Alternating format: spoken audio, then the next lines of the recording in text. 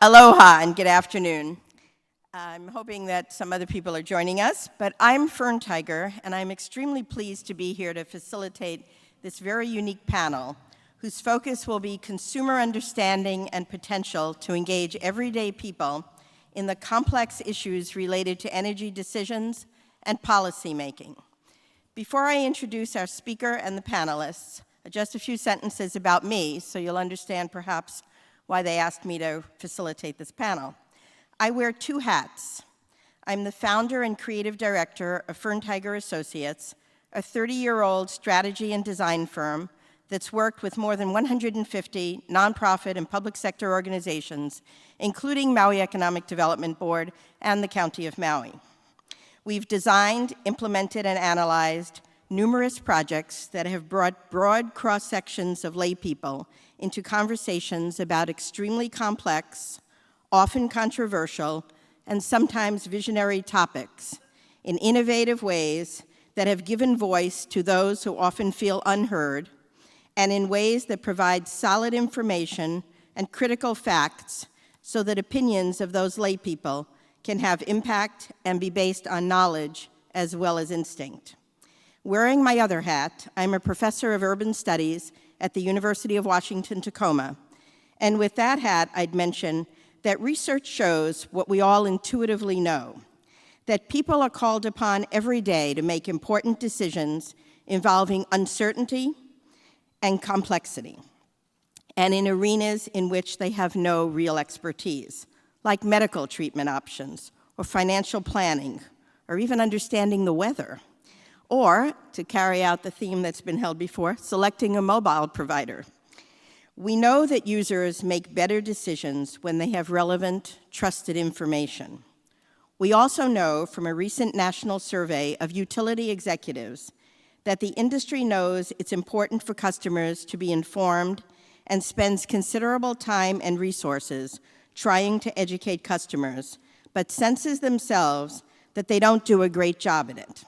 76% of utility company respondents to the survey said that customer education is a higher priority for them than it was just a decade ago.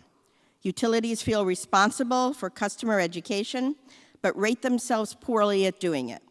Indeed, only 2% rated themselves as great, and less than 30% rated themselves as doing even a good job.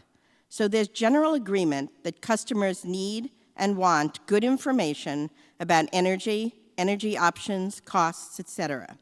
But what that information is, how it's presented, who presents it, are all relevant factors. Topics I think you'll hear a lot about from our panelists. And now it's my distinct privilege to introduce our lead speaker for this panel. And after her presentation, I'll introduce the other panelists, and then we'll open it up for questions after everyone has spoken. So first we're going to hear from Jeannie Skog, CEO of Maui Economic Development Board, who will explain Empower Maui, a unique process her organization used to engage Maui residents and gain information about customer preferences, priorities, and understanding. Jeannie was born and raised on a pineapple farm in Maui. She's third-generation Maui, and if you know Jeannie, or if you don't know her yet, you should get to know her. You'll learn that she's Maui through and through. Jeannie's been with MEDB for 30 years, rising to the position of CEO just over 15 years ago. Jeannie and MEDB cut their teeth on large-scale community engagement with Focus Maui Nui about a dozen years ago. Focus Maui Nui brought the thinking of about 1,700 Maui residents together in nearly 170 small group sessions over a 12-week period to define a vision for Maui County. Today, Jeannie will be reporting on a very recent series of convenings that built a community conversation on energy in Maui. Aloha again. Thanks, Fern, for the introduction. So a little background on MEDB. So we were created, as I said this morning, in 1982 as a nonprofit organization to diversify Maui County's economy in a sustainable way. We now lead a myriad of programs and projects that assist innovation sectors, prepare and empower our residents for new careers, and regularly engage our community on issues affecting their economic well-being. I'm here today, as Fern mentioned, to share our most recent engagement project that MEDB undertook over the past few months called Empower Maui, an energy conversation. Whoops, I forgot I need to do this. I want to take this opportunity to really thank the funders who helped make this possible. And those included the County of Maui, the Energy Office of the State Department of Business, Economic Development, and Tourism, and the University of Hawaii's Hawaii Natural Energy Institute. Thank you all for that. Knowing that the 2015 conference would focus on the customer, our goal through this process was three things: to assure a cross-section of voices from our community were heard at this conference, particularly those voices who are not usually, quote, at the table at meetings like this, to gather the perceptions and even misperceptions of what people know and what they want to know, and to see if perceptions of consumer preferences are in fact what customers are really thinking. It's always challenging to do this kind of engagement work, and in this case, it was huge. Energy is a complex, big topic. There are lots of opinions and also a lot of misinformation, which we learned from the 80 interviews we did prior to the process. The process is very labor-intensive. Strategic methods and tools must be developed. Good analysis of qualitative and quantitative information is essential, and there's also the task of finding funding. But the insights gained this way about community perceptions and perspectives make all the effort and time totally worth it. We made a lot of decisions on how to do this process. Empower was to be about listening and about active participation. It was not to be about lecturing or doing a presentation. MEDB is not an energy organization, so to speak, but we know how to interest residents in ways that encourage them to think and to be involved. Part one of Empower Maui began actually in October last year at the Maui Fair with a survey. And we wanted to see there how attracted average Maui citizens would be to sharing their perspectives on energy. But the meat of the Empower project and this presentation is really about the 90-minute sessions. The sessions, held 43 times and done identically each time, included 4 different activities, which I will explain as we go through this presentation. The sessions were designed to be both informative and engaging. The activities provided background and contextual information while supporting participants in sharing their perspectives and concerns. Okay? Big picture. 435 people participated in small groups of approximately 12, repeated 43 times in 5 weeks. This is in addition to the more than 1,400 residents who just did the survey at the Maui Fair. 98% of the participants were full-time residents of Maui. The vast majority described themselves as average or unknowledgeable about energy. It's important to note that although this is not a scientifically random sampling, the process did provide a robust information about what people are thinking with or without accurate information, and indicated the desire to have a voice and learn. As expected, there were some similarities and also some differences between responses at the fair and responses at the sessions. Overall, and unsurprisingly, the greatest motivator is saving money. But people are also motivated by contributing to the health of the planet, and because it's good for Maui as well. I might note that 26% said they are motivated because it's good for Hawaii.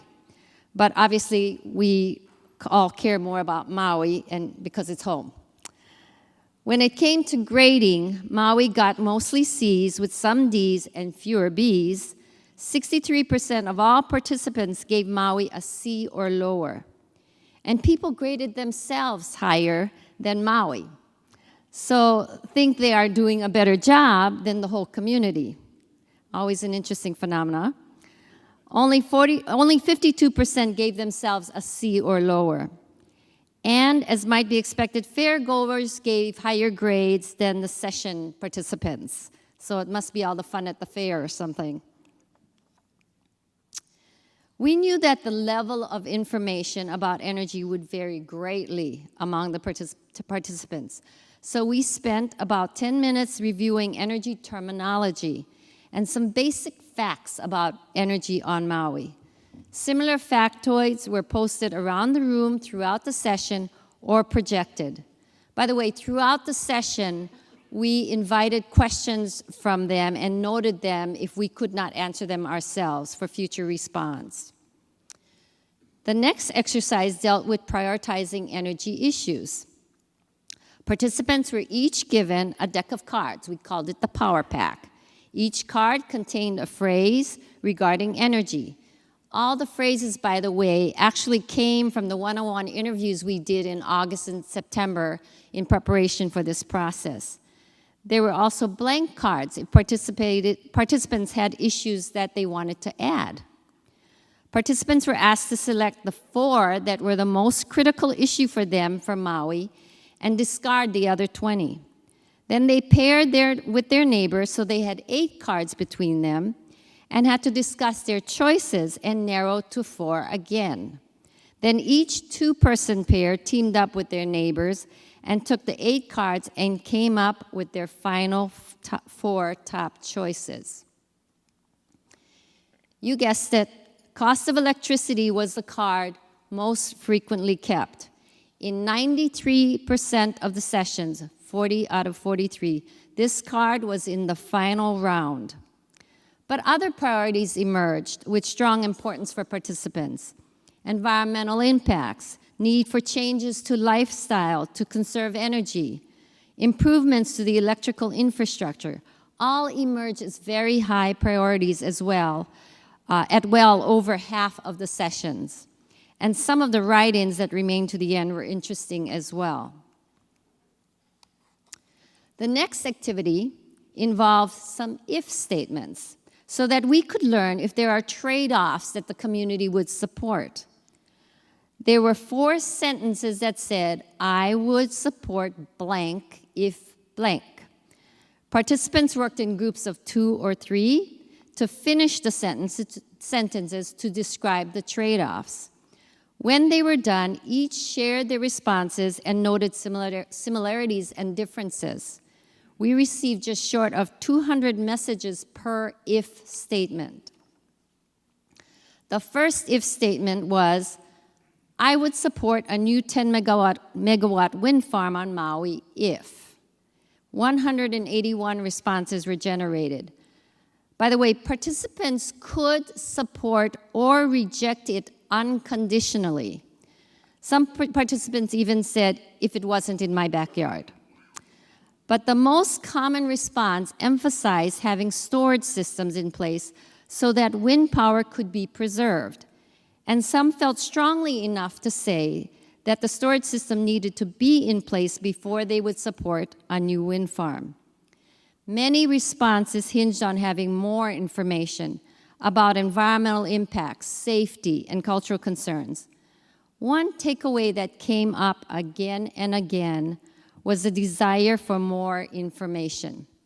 Comments like, if I knew how big it would be, or if there was an understandable environmental study, or if they understood how it would impact costs. A recurring theme emerged here about keeping it local. Power produced on Maui needs to stay in Maui, and jobs and profits need to support local people. The next trade-off statement involved tripling residential PV. Participants were extremely supportive of PV, and comments included, just do it, we heard that this morning, and stop talking about it and start doing. It appears as if the community felt well-informed about PVs, as this was one of the trade-off questions that did not generate any if I had more information response. Instead, the messages here focus on affordability, equity, and simplifying the process. Of the 172 messages crafted for this trade-off, nearly half discuss costs, including dealing with fairness with regard to those who don't have or cannot have PVs. There were also frustrated comments that dealt with arduous process of acquiring PVs and the lack of transparency about decision-making. The third trade-off question dealt with natural gas. Participants were much more negative about natural gas than about PV and wind, with many strong opinions. Comments such as, quote, "The last thing we need is to become reliant on yet more things we cannot produce here on Maui," or "It's a Band-Aid solution." By the way, one of my favorite comments came from a participant who said, "I'd support it if every Canadian visitor brings a 5-gallon tank with them." Again, cost reduction was important, but so was safety. Some thought LNG might be a transitional solution, but others feared that once Maui relied on LNG, it wouldn't move on to true renewables. Many participants want more information about LNG. They want to hear both sides of the issue. And there are a lot of misperceptions about LNG in terms of whether or not it's a fossil fuel or a renewable. The fourth trade-off statement dealt with dependence on imported fuel. Again, common themes dealt with consumer costs, but a large number linked their support to confirmation of environmental protections and concerns about local culture. And the last of the 5 sentences to complete dealt with what the electric company needs to do. They want the electric company to be stewards of the environment and community, leading the way forward to a clean energy future. Participants also want more choice, and they are frustrated by what they view as high salaries of the heads of the electric company. They see the electric company as being a monopoly and making profits that don't get shared with the community. Finally, participants were given an opportunity to draft messages to Maui, to government, and to the utility company. Empower promised that these messages would be delivered to the appropriate parties, and we will do that as soon as they are all compiled. I mean, literally, we are just off the analysis part of this process. So what I'm going to show you right now is just a sampling. As you can see, many messages were inspirational and expressed concern for future generations. Overall, the messages were thoughtful, inspiring, and forward-thinking. Participants encouraged other residents to get involved. They encouraged big thinking and support for what's best for Maui, not just what's best for individuals. And messages to government pointed to a desire for collaboration.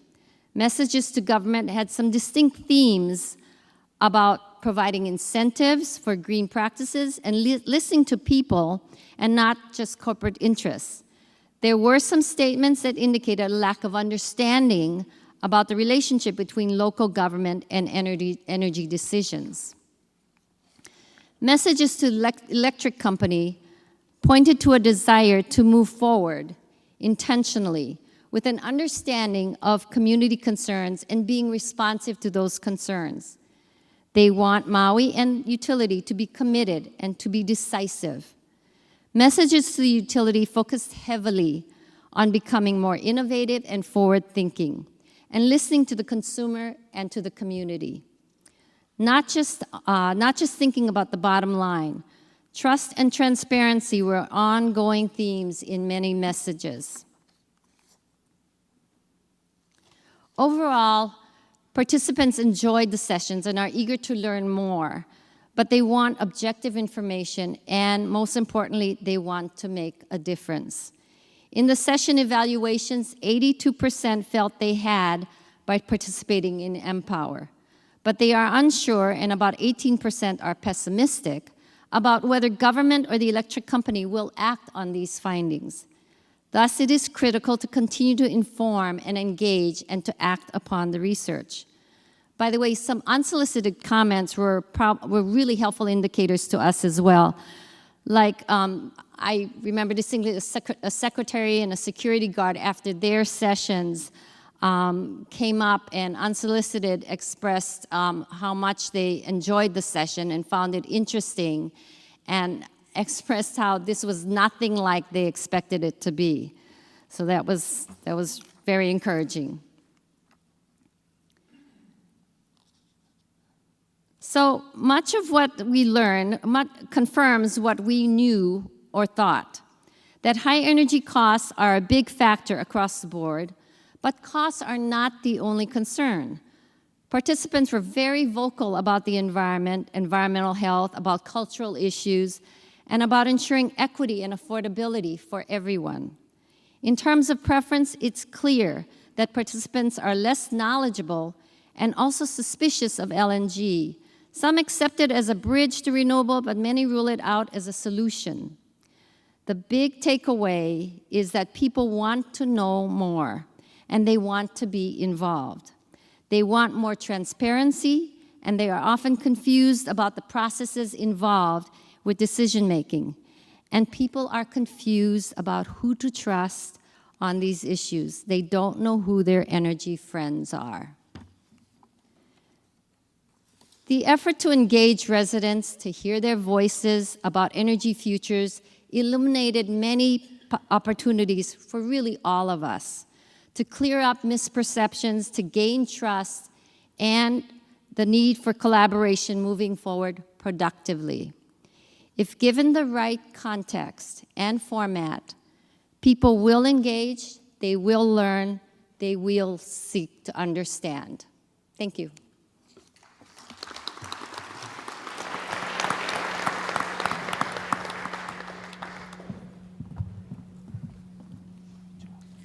Thank you, Jeannie.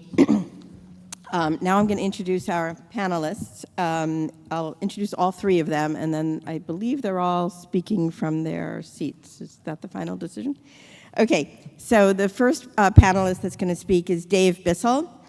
Dave has been with the Kauai Island Utility Cooperative for nearly a decade. He currently serves as the co-op's CEO.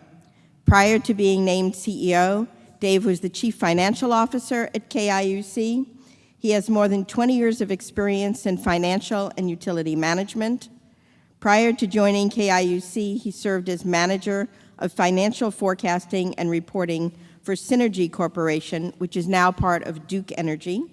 He has a BA from SUNY Brockport and an MBA from Indiana University. Our second speaker, and it's going that way, will be Jeff Micheluna. Jeff is the Executive Director of Blue Planet Foundation. Prior to joining Blue Planet, he was the director of Hawaii's largest environmental advocacy organization, the Sierra Club. Some of the legislation resulting from his environmental advocacy includes a binding cap on Hawaii's greenhouse gas emissions, requirements for all new homes to use solar water heaters, and increasing funding for natural resources through tourism taxes. He's been awarded an EPA Hero Award and was named by the Honolulu Star Bulletin as one of 10 who made a difference. He holds a Master's of Science degree in Decision Theory from the University of Illinois. And our third speaker on my far right, Will Rolston, has 25 years of experience in the energy field as both a power engineer and energy analyst. He started his career as a power engineer for Westinghouse and Siemens with a concentration on renewable energy projects. He then became an energy analyst for Janus Capital and then a partner in a private equity firm. He holds a bachelor's degree in mechanical engineering from Pennsylvania State University and an MBA from Florida Institute of Technology. Since coming to Hawaii, he was the Renewable Projects Administrator for the Natural Energy Laboratory and is currently the Energy Coordinator at the County of Hawaii. Aloha, everyone, and thanks for the opportunity to talk today, and thanks for everybody, most everybody, for coming back from lunch. It's kind of intimidating to follow up after all the good work done in Maui and all the communication that they're asking for from a utility, as a utility guy, but I'll try to cover a few things. I'm the CEO of Kauai Island Utility Cooperative, popularly known as KIUC, and KIUC is the only cooperative currently providing electric service in Hawaii. I say currently because there has been a new co-op formed on the Big Island called the Hawaii Island Energy Cooperative. It's legally formed, operating with an interim board, and it's just not providing electrical service at this time. And a little feel and flavor for the co-op network. Well, KIUC is the only utility on Kauai. There's a big network of co-ops throughout the United States and the world for that matter. In the US, there's about 900 cooperatives operating in 47 states, serve about 42 million customers, consumers, and it's about 12% of the energy supply in the United States is provided by co-ops. So there's a lot of them out there. There's a lot of support for co-ops. It's not just little KIUC on Kauai that's the face of the co-ops for anybody. Since the co-op model is different than the investor-owned model, serve the state, I'd like to spend a couple minutes talking about it and then talk about some of the communication challenges that we see coming up. First and foremost, in my mind, the important things are our co-op has 7 principles that we operate on. All co-ops essentially follow these principles. 3 of the principles directly relate to communication and member outreach.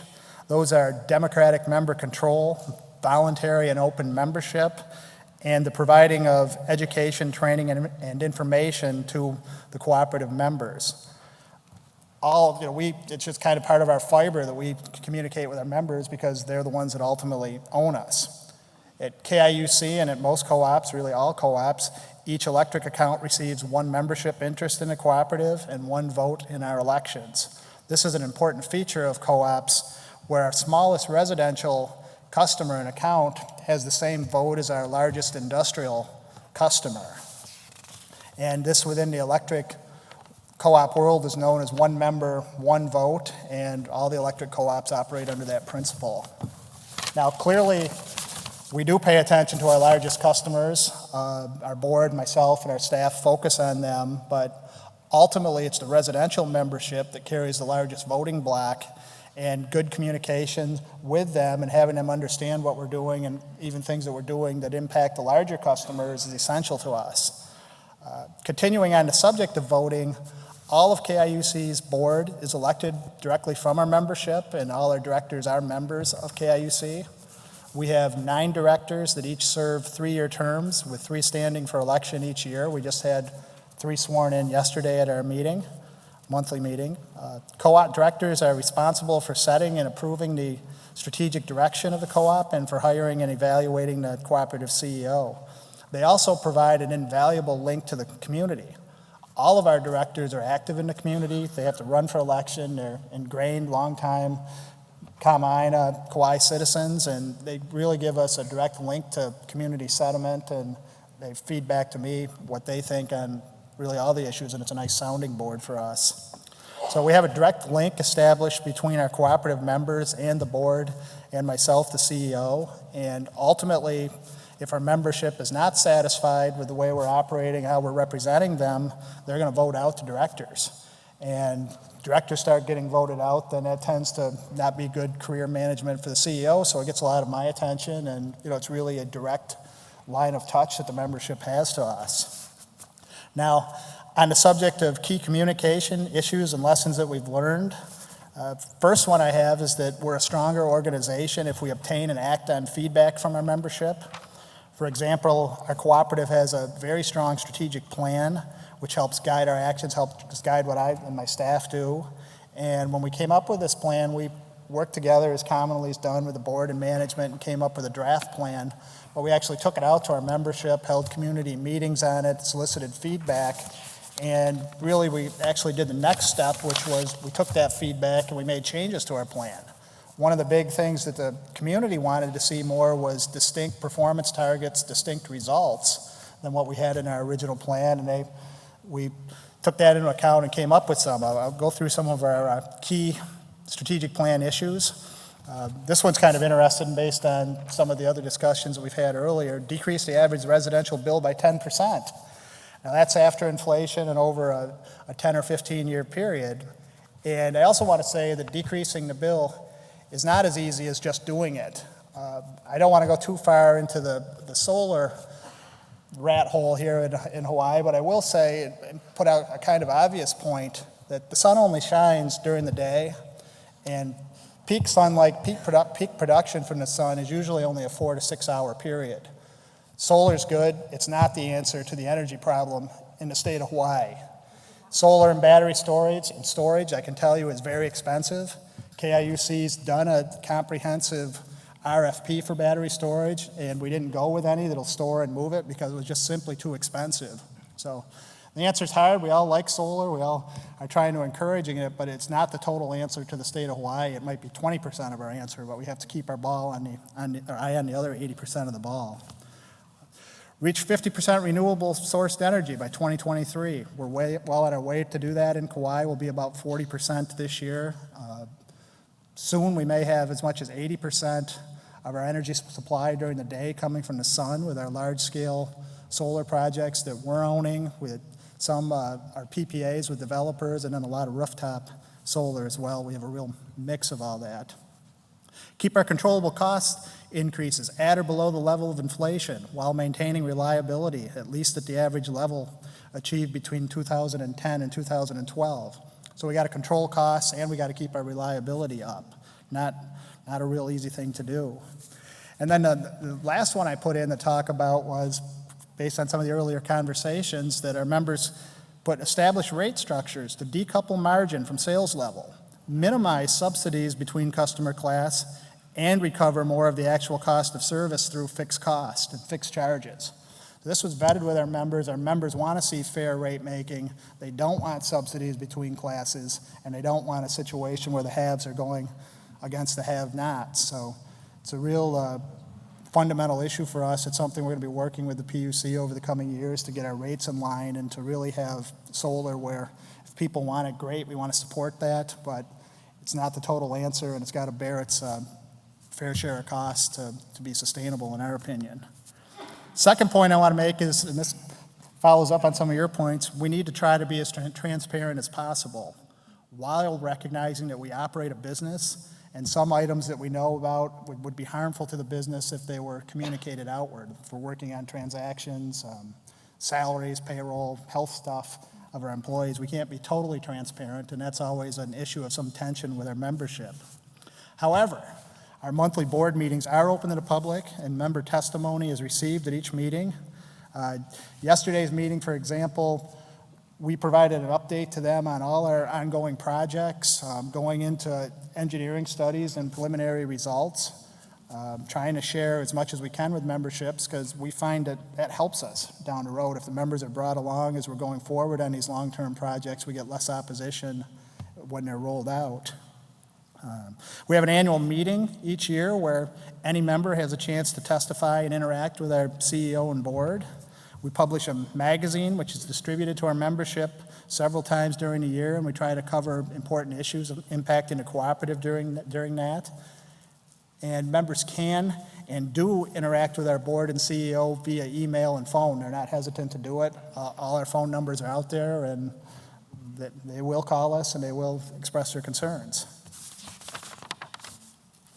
Finally, we must always recognize that our actions can be directly challenged by our membership. For KIUC, if members are sufficiently concerned about any board action taken within 30 days, they can appeal the action through a petition process. This process ultimately results in a vote of our entire membership on the actions taken by the board. And during our 12-year history at KIUC, this has happened twice. Once on an issue related to the study of hydropower development opportunities on Kauai, and once on the issue of charging fees to members refusing to have a smart meter. In both of these instances, our membership overwhelmingly supported the actions of the board. You can't count on that, and that's an obligation of ours to make sure that we're in touch with the board, with the membership, because you always know that's there. If a relatively small group, it only takes 250 to petition challenge us, don't like something, we got to go out and we've got to hope that we can get the support of the general membership. What do I see as our upcoming communications challenges at KIUC? Well, there's several near-term items that are upcoming, namely the potential utilization of liquefied natural gas, going back to some of your comments, establishing a new rate structure and approaches for distributed generation, particularly PV, and the potential construction of a pump storage hydro project on our west side. All of these are fundamental core issues to the co-op, and each of these has the potential to go out for a member vote, despite how we communicate it. Interesting on the subject of LNG, I think there's a high potential of a member vote and petition no matter which way we go. If we go with LNG, we could get petitioned by the ones that don't like us doing it. If we don't, we could get petitioned by the ones saying, why aren't you trying to save money and going forward with this issue? So that's going to be a real communication challenge for us. In conclusion, communicating complicated issues with utility rate payers is a significant challenge, whether you are a cooperative or an investor-owned utility. For either form of business, you must find a way to be successful in your communication initiatives, and many of the issues faced in communications approaches are the same, despite the business organization. In a cooperative, however, our job is considerably easier. We don't have shareholders to keep happy. All we have to do is be concerned with our member customers. That's the cooperative way, and it always will be going forward. Thank you.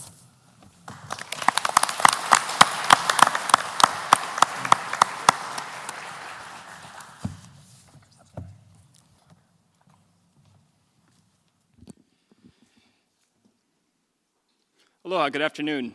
Jeff Michelino with Blue Planet Foundation. I first want to thank Jeannie for having me and able to share our perspectives and that great presentation on the results. I think that was really productive and meaningful, and I think we can all learn a bit from that.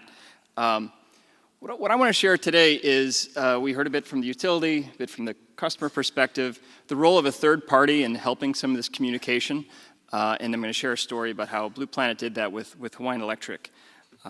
Historically, the relationship between the customer and the utility has been a fairly one-sided affair. For the last 100 years, pretty much you get reliable electricity flowing one way, and then, of course, the money flows the other way. There hasn't been a lot of need to communicate. But this new role, as we go forward, is going to be much more participatory. Customers are going to be engaged in a different way, and communication is essential. This communication is challenging business, though, and I think the utilities would be the first to admit that they're not always the best communicators. And sometimes the attempt to communicate really falls flat. But this needs to change. So I want to share a partnership that worked in helping the utility communicate on a critical issue and something that we'll be seeing more of. And this is with the smart meter rollout on Oahu. Hawaiian Electric wanted to do a pilot program with 5,000 homes in 4 distinct neighborhoods, sort of as a prelude to the larger rollout that they're anticipating by 2018.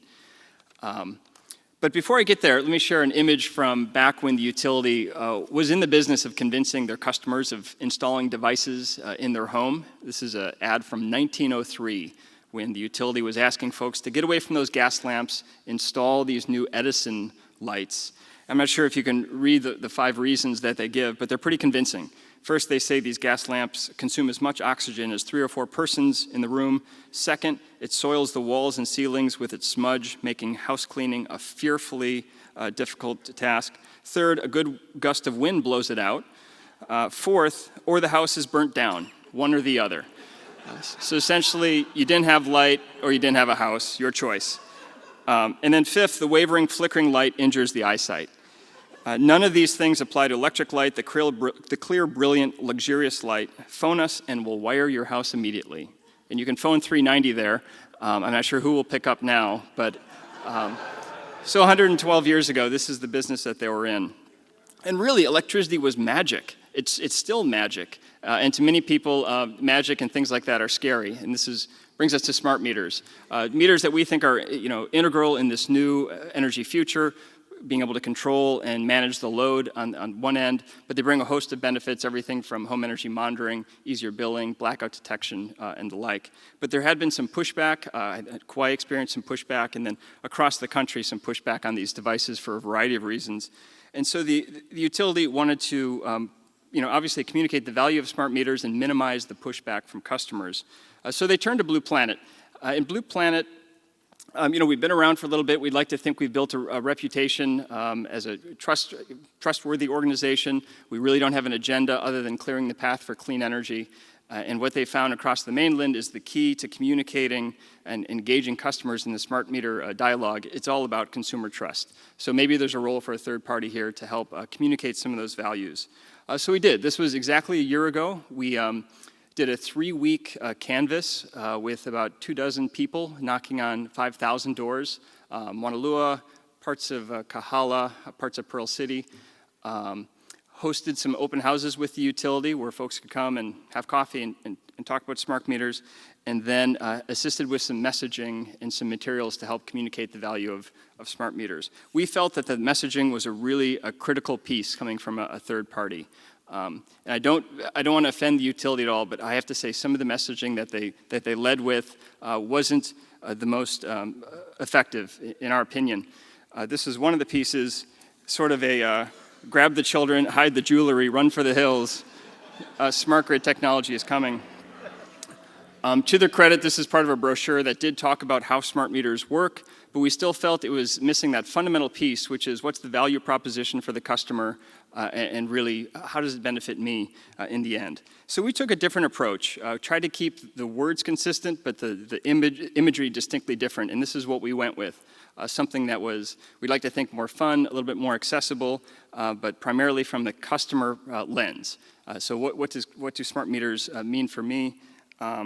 And really doing some social norming as well. This is about our community and how our community is stronger if everyone has smart meters. There's a network effect with that. So we try to communicate that with our imagery. The credit for this goes to our communications director, Catherine Lowe, who did an excellent job. And the illustrations are from a guy, his name is Drew Toons. And if you've been to North Shore, you've probably seen his graffiti all over Oahu. We introduced some characters. One guy, Miso Smart, she is the embodiment of the smart grid, of the modern intelligent grid. She knows what's going on with all of her arms and can help control load and supply. She wasn't alone, though. She was joined by Winder Woman in kid capacity. Winder Woman's great, except she's prone to narcolepsy, so she has kid capacity to jump in when needed. And then also a peak load Patty, one of my favorites. Peak load Patty has an issue with eating between 5 and 9 p.m. This can be controlled by things like time of use rates to help regulate her appetite. And then folks like Eve of the Future, who doesn't drink, doesn't smoke, but she gets rock star parking wherever she goes. But it wasn't just cartoons. We did some other efforts to help message this as well. Earned media, and again, coming from a customer perspective. Sometimes the utility would lead with things such as, this is going to make billing easier.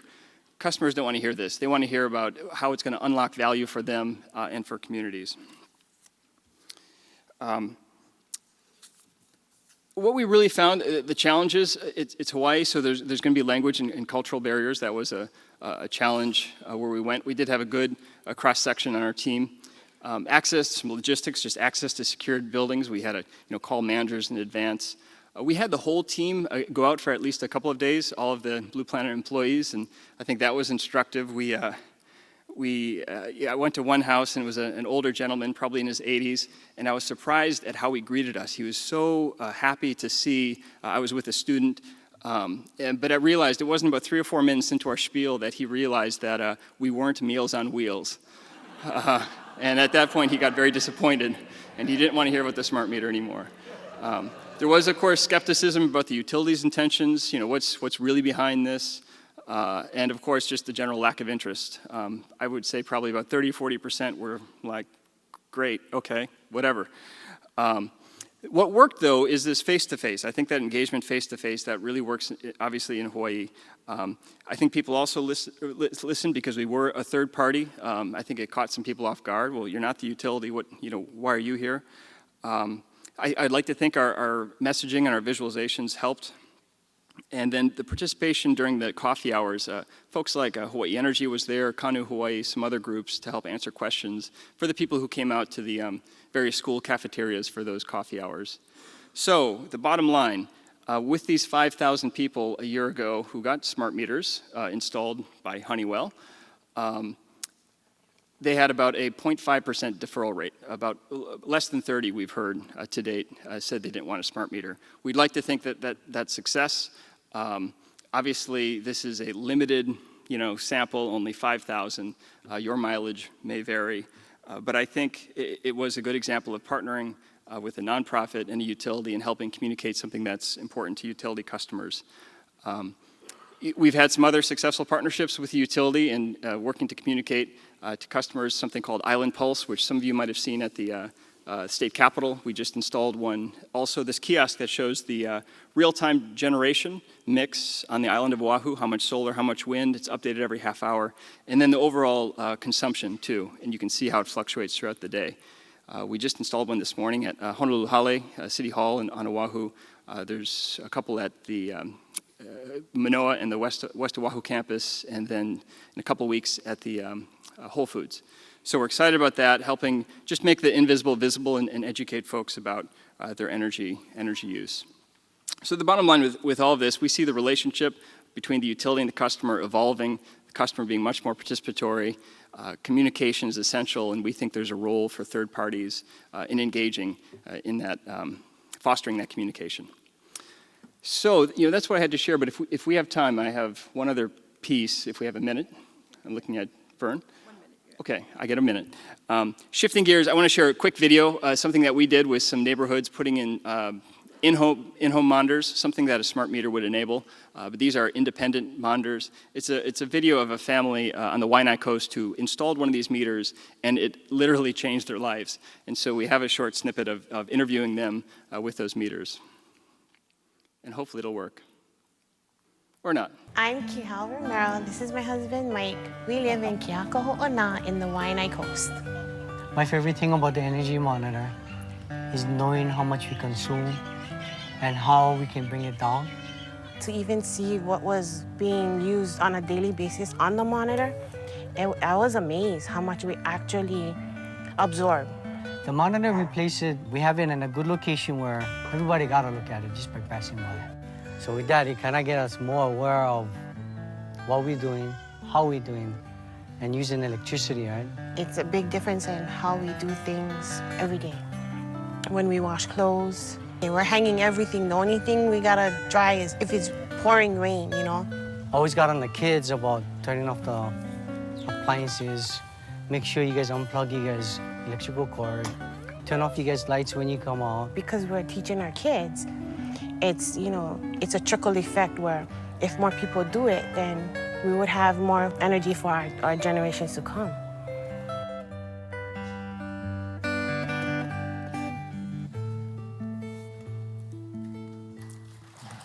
Thank you very much. I'm Will Ralston from the County of Hawaii.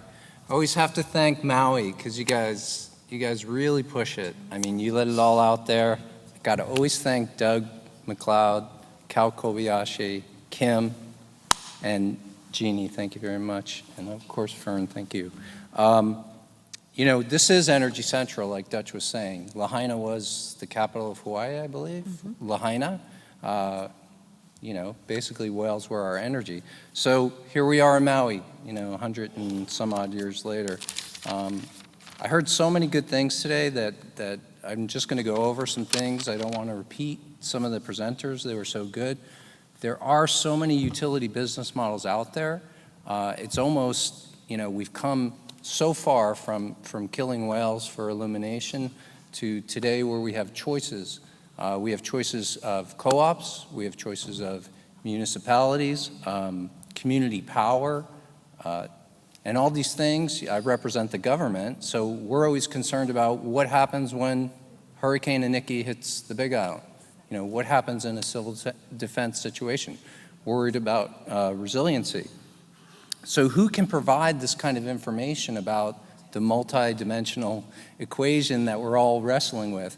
That are very bold and courageous. Always give thanks to the PUC for being courageous, from Les Kondo, Mike Champley, Mina Morita, Lorena Kiba, and our new chair. So, who can provide the information to our customers who don't always attend these conferences, which may be some of them may not be able to afford, but cost, as Jeannie was saying, is definitely comes up as number one.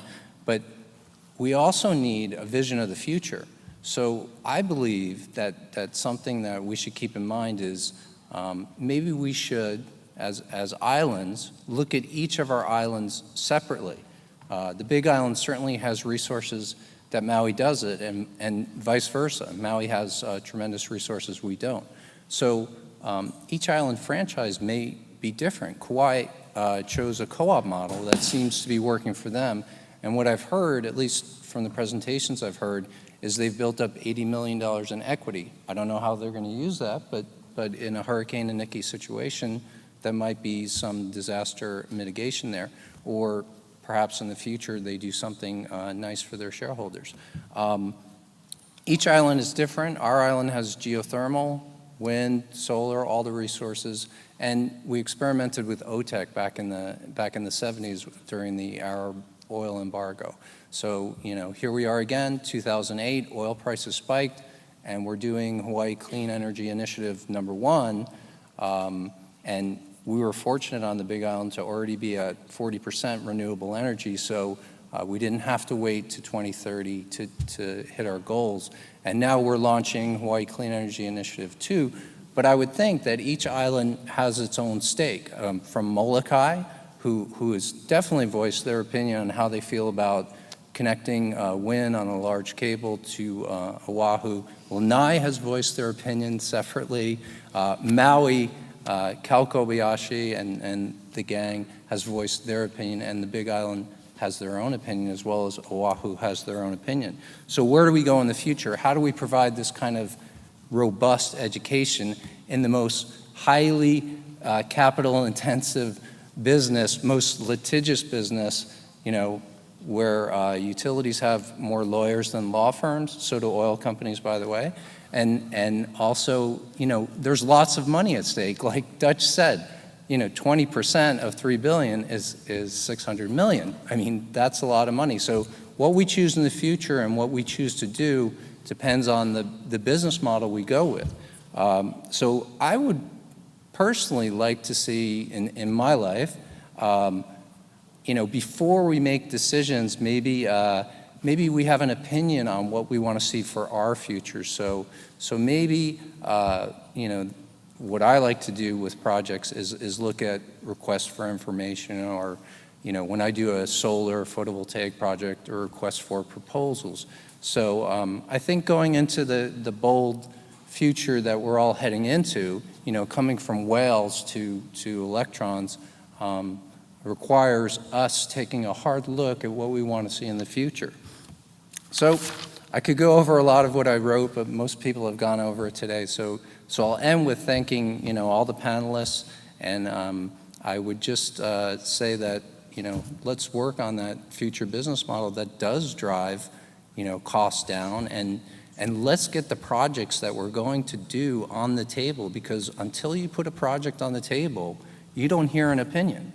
You can talk about, hey, we're going to reduce rates in the future, but projects affect people's lives. So if you're going to do a biofuels project in a small town somewhere on the Big Island, you're going to get a lot of noise from that community. So we got to put the projects on the table.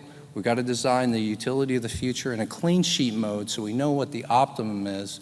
And we certainly have a lot of room to go from the highest prices in electricity in the state of Hawaii to maybe achieving something like half of that. So I would propose myself, if we all maybe clean sheeted and work towards a utility business model that works for all of us, and maybe can achieve something like 20 cents per kilowatt hour in the future. Thank you very much.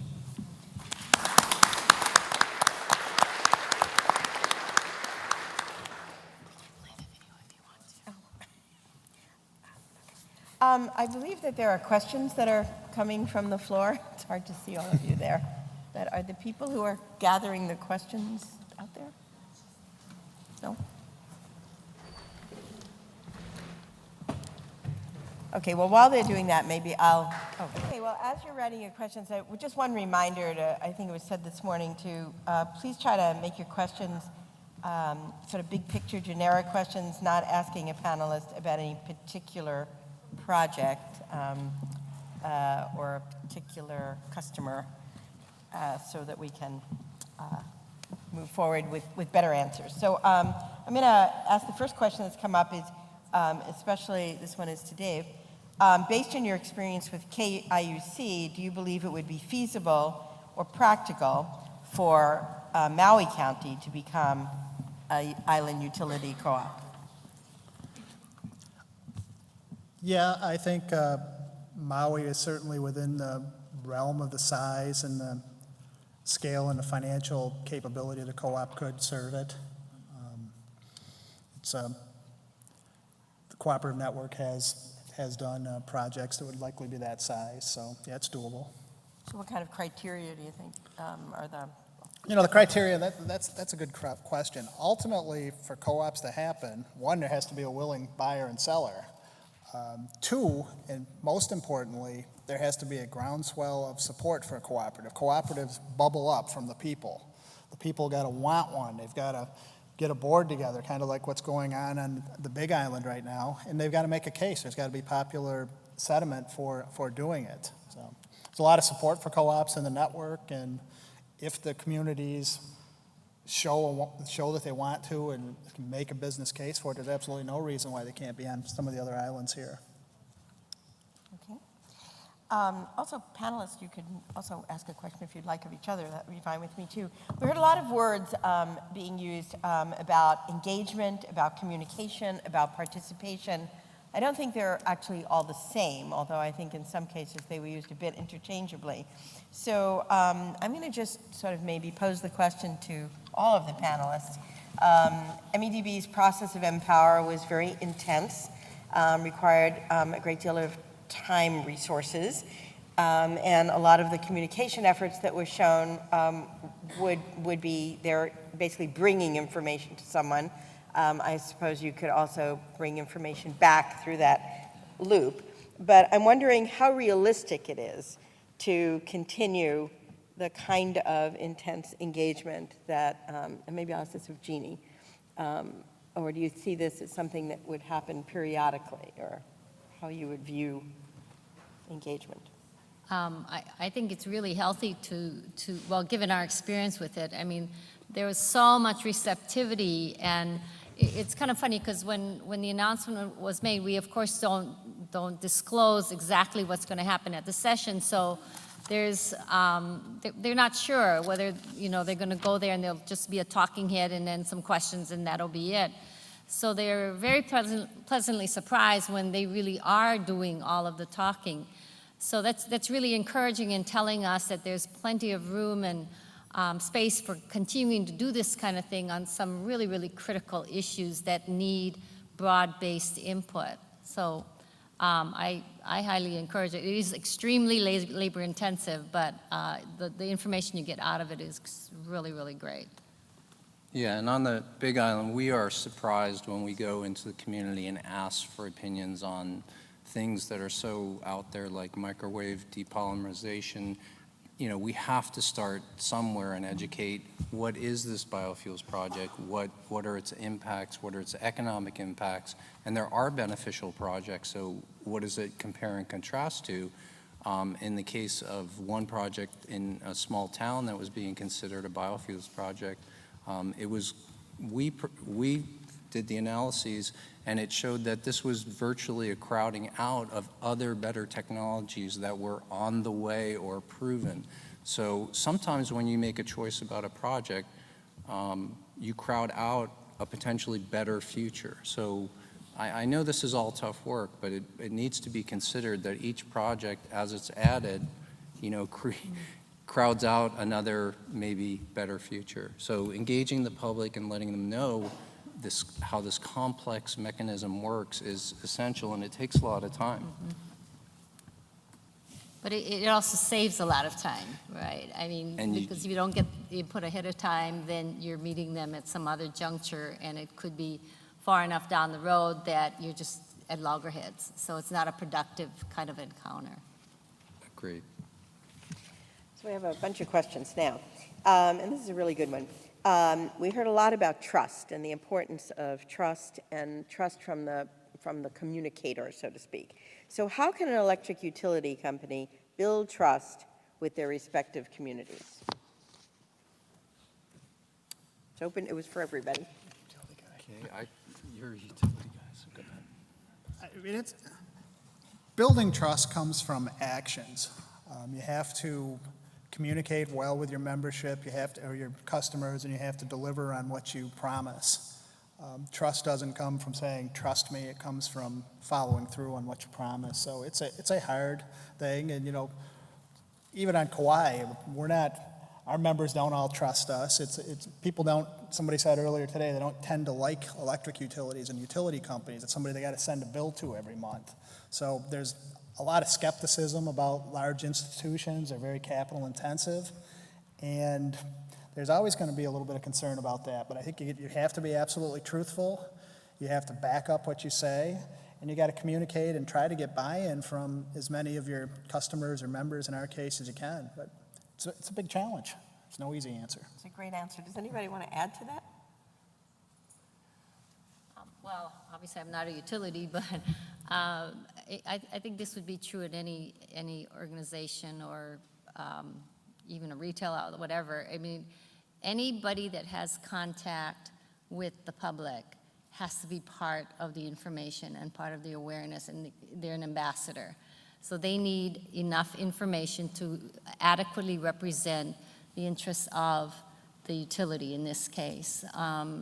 So whoever's, the customer service window or the security guard or whatever the case may be, they need to have enough information to adequately represent the interests of the utility. I think that's really important. And this one's for you, Jeff. It says, how do you balance being a voice for the utility and simultaneously lobbying for legislation that may not be popular with the utility? How is the trust preserved with both the utility and the public? That's a great question. Something we wrestle with every day as an advocate. Our North Star is the clearing the path for clean energy in Hawaii, and I think we're pretty unambiguous about that. But we see, for example, our relationship with utility on the smart meter rollout, as well as that Island Pulse project. Those are completely in line with our mission, and we appreciate those opportunities to get together and work on those things together. We took great pains to distinguish ourselves from the utility during that smart meter rollout. When we'd knock on a door, it would be Blue Planet branded. It would have our logo and our messaging. So we made sure there was a distinction between those two. And I think communication is key too. I think we're pretty clear in what our mission is, and where those Venn diagrams overlap, there's a lot of places to explore to work together. There's another one for you, Jeff. If smart meters are so good for us, why do you have to go to such lengths to convince us? What about the in-home surveillance privacy invasion and negative health effects? The same data that you get from smart meters can be tracked by apps without any risk. I thought there was going to be no questions about specific. No, that's a fair question for sure. And also it's all about balancing trade-offs. I think some of those health issues have been somewhat overblown, particularly when you compare them to other devices that we use on a daily basis and don't think twice about it. In an ideal world, it would all be hardwired. We won't have to worry about that, but this is, we think, the best technology and affords far more benefits than some of those concerns. And the privacy issue has to be tackled, I think, from another way, and this gets back to the trust of the utility and how that data is going to be used. But we think, again, it's essential if we're going to have an integrated grid where we can control both load and supply. You have to know what's going on at the end of the wire. But there are trade-offs. There are always going to be trade-offs with these things. There's a question from the audience, probably a Maui person. They want to know what Kauai's rates are. Well, right now our rates are right around 30 cents. They're down 25-30% over the last several months, so we obviously are doing our job well on Kauai. In all seriousness, our rates are tracking over the last 6 months or so. We've been on par or a little below, a little bit above Maui, and fairly similar with the Big Island. So we're all three of us are kind of tracking the same. And we've still got, on all the islands, we have the same issues. The outer islands, small, fairly high operating costs, not a lot of economies of scale, so our rates are always going to be higher relative to Oahu. Since we've been formed, we've significantly narrowed the gap between Kauai and Oahu. We've really been emphasizing cost control, and as I said, it's baked into our strategic plan and baked into the way we operate. So I don't know that we're ever going to beat them, but we should try hard. I'd like to ask a question about this third-party role. Jeff raised it, that's how Blue Planet sees itself, or saw itself certainly in their role with HECO in the smart meter rollout. And to some extent, I would say that MEDB has been played a third-party role. They're not the electric company, yet they sought out information from the consumers of electricity in Maui. And I'd like you both to talk a little bit more about how you see that working and how close, I think it relates to that other question too, how close you get, and also how you stay neutral enough so that you are respected and trusted. I don't know if you want to go first. Well, I'd say in our case, it was in the design of the session. The expectation was that we were coming in with an agenda. When we open the session, there's just that bit of suspicion that that's what you're there for. But once the design rolls out and the participation starts to happen, they realize that really there is no agenda other than listening to them and hearing what they have to say. So it kind of takes care of itself.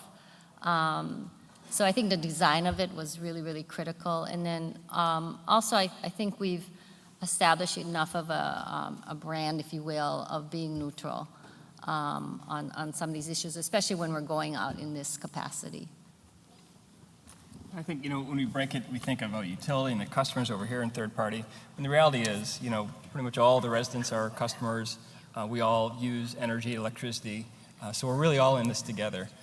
And yeah, I'm sure the utility looks at us and feels pretty beat up sometimes. So I don't think there's any worry about us being perceived somehow as being, too close with the utility, but more as a catalyst for some of these communications where we can help from this different perspective.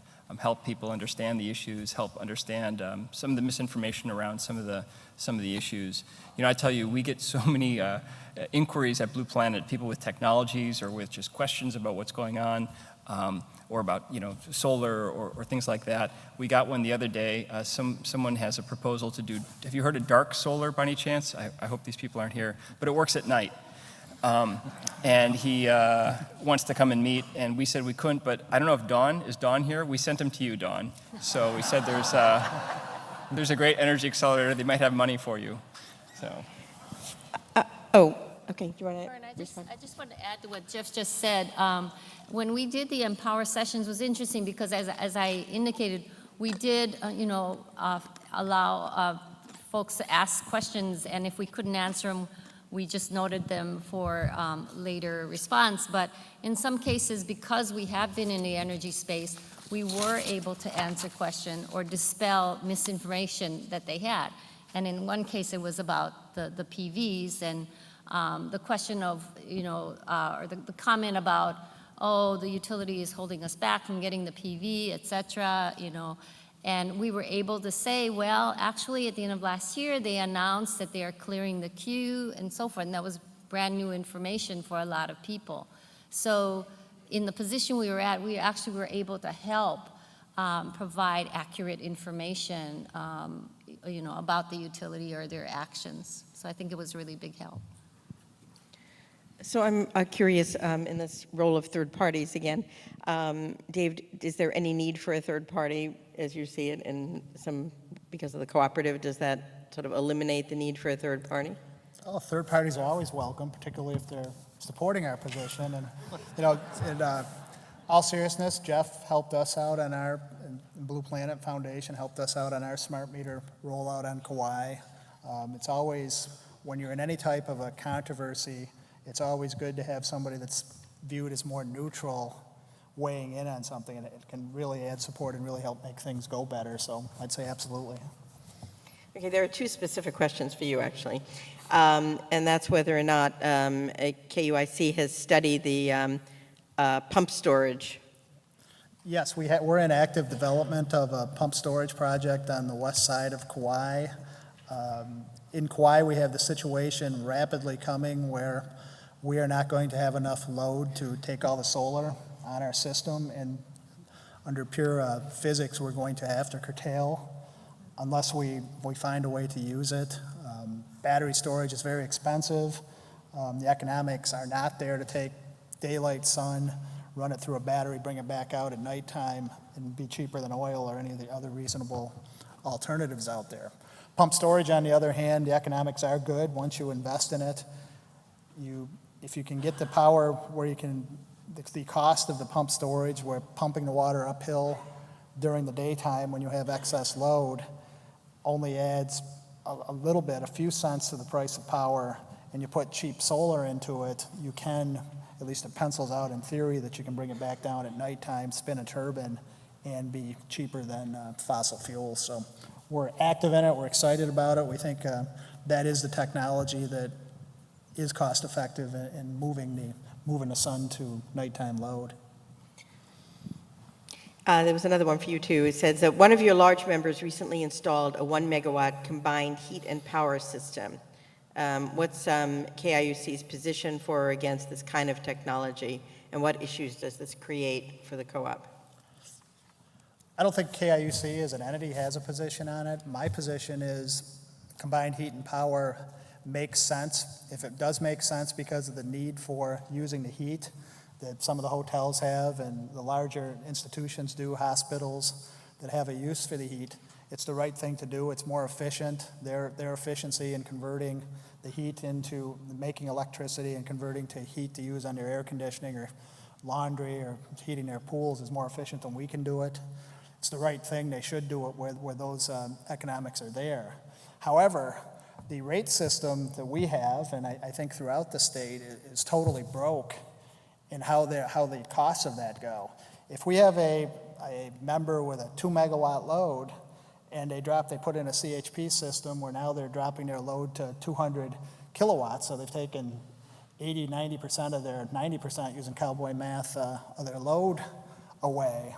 They're still there. They're still under the rate system we have on Kauai.